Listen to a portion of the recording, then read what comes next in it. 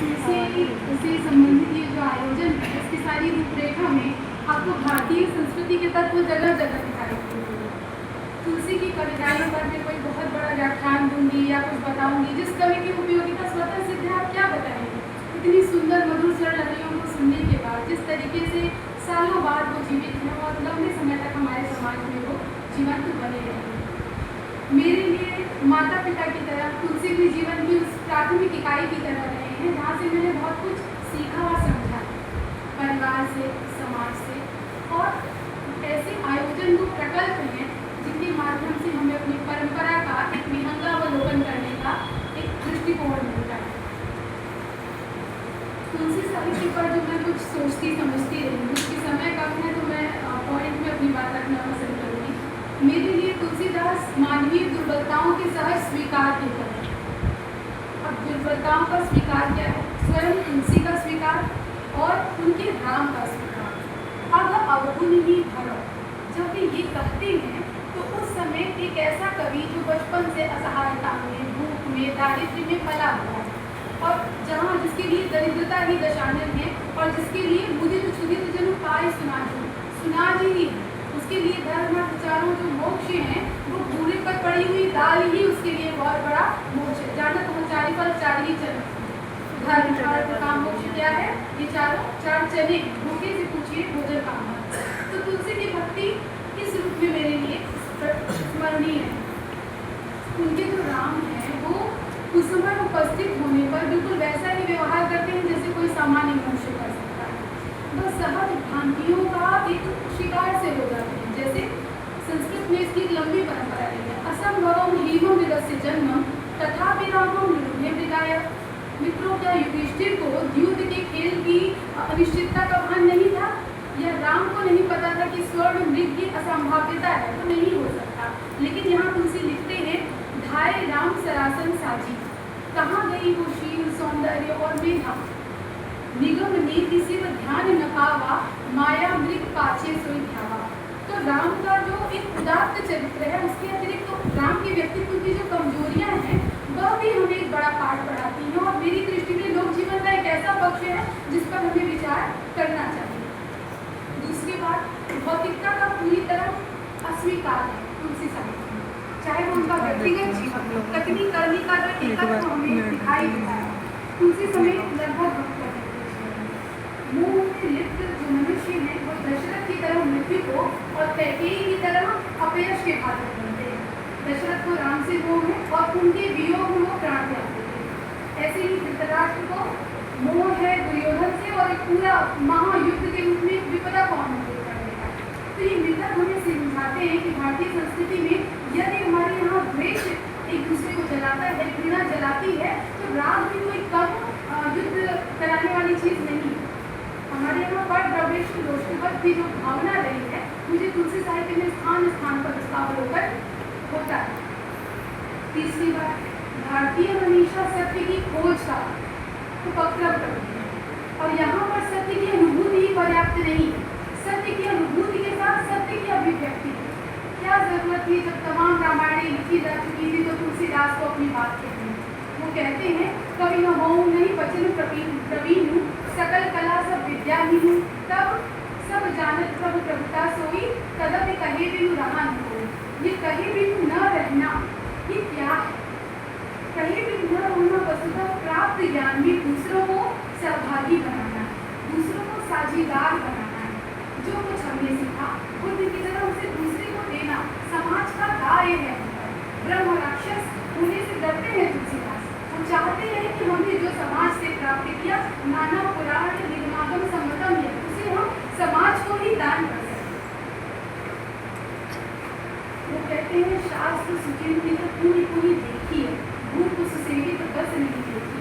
कोई भी शास्त्र बार बार अनभ्यासित विषम शास्त्र, शास्त्र या सूत्रों का ज्ञान यदि आप उसका स्मरण नहीं करते तो वो धीरे धीरे विलुप्त होने लगता है और उसे हमें फिर से इकट्ठा करना पड़ता है।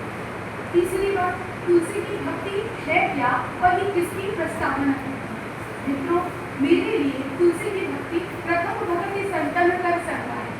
अच्छे लोगों का साथ आपको बहुत ऊंचाई पर ले जाता है और जैसे लोगों का दुनिया होंगी। मनुष्य के भीतर दोनों संभावनाएं हैं, या तो वो मानवता से गिरकर पशु बन सकता है, या तो वो देवोभूत व देवव्यजित। तो अगर आपको ऊंचाई बढ़ जाना है, तुलसी बार बार कहते हैं बिन सत्संग विवेक न होई, राम कृपा बिन सुलभ न सोई, और सत्संगति महिमा नहीं होई। तो ये जो सत्संग का महात्म्य है, नवरा भक्ति प्रकरण में उनसे पहली भक्ति मानना, तुलसीदास एक तरीके का एक नया विमर्श हमारे सामने रख रहे थे, जो उनकी युग की जरूरतें भी थी और उस युग की एक महत्वपूर्ण देन। अब लास्ट में जो मानस का जो सप्त प्रश्न है, सप्त प्रश्नों के प्रकरण में वो कहते हैं कि नहीं दरिद्र सम दुख जग माही, संत मिलन सम सुख जग नाही। सोचिए, जो व्यक्ति दरिद्रता को सबसे बड़ा दुख कह रहा है, तो उसको तो संपन्नता को सबसे बड़ा सुख बताना चाहिए। पर तुलसीदास क्या करते हैं, वो कहते हैं नहीं, सत्संगत ही सबसे बड़ा सुख है। सताम सजना नाम आचार सदाचार। तो ये पूरी भारतीय संस्कृति की एक संक्षिप्त रूपरेखा है जो हमें तुलसी वाङ्मय में स्थान स्थान पर दिखाई देती है। सन्मित्रों के बिना ये आधुनिक मनोविज्ञान भी मानता है कि ना तो हम लौकिक झंझावातों से पार पा सकते हैं और ना तो हमारी चेतना जो है वो ऊर्ध्वगामी हो सकती है। वो खुद लिखते हैं, जिन सुमिरत भय भांगते तुलसी तुलसीदास। मैं तो लोक में इतना नित्य था, इतना त्याज्य था जैसे भांग का पौधा होता है, लेकिन तुलसी राम के स्मरण मात्र से उस रचनात्मक और चारित्रिक प्रकर्ष को प्राप्त कर सके कि अपने होने के इतने वर्षों बाद भी हम उन पर विचार विमर्श कर रहे हैं। मित्रों, मुझे उनकी भक्ति श्रवणम कीर्तनम विष्णु स्मरणम पाद सेवनम से अधिक भावनाओं के सबलाइजेशन में दिखाई देती है। मुझे ये लगता है कि सबलाइमेशन ऑफ थॉट ही तुलसी की भक्ति है। वो लिखते हैं, कामी नारी प्यारी जिमी, लोभी प्रिय जिमी राम, तिपि रघुनाथ निरंतर, प्रिय लागहु मोहि राम। जबकि ऐसा नहीं है, विषयों की तीव्रता को वो राम की तरफ, जैसे कोई लोभी व्यक्ति अपने शरीर को कष्ट देकर क्षण क्षण मरता रहता है, लेकिन वो धन से उसकी इतनी प्रगाढ़ आसक्ति होती है। कामी व्यक्ति को स्त्री के अतिरिक्त, कामिनी में संसार के अतिरिक्त कुछ नहीं दिखाई देता। तो वो कहते हैं कि ऐसी ही तीव्रता मुझे उस परम शांति में हो जिससे मैं लोक के साथ साथ परलोक का भी संधान कर सकूं।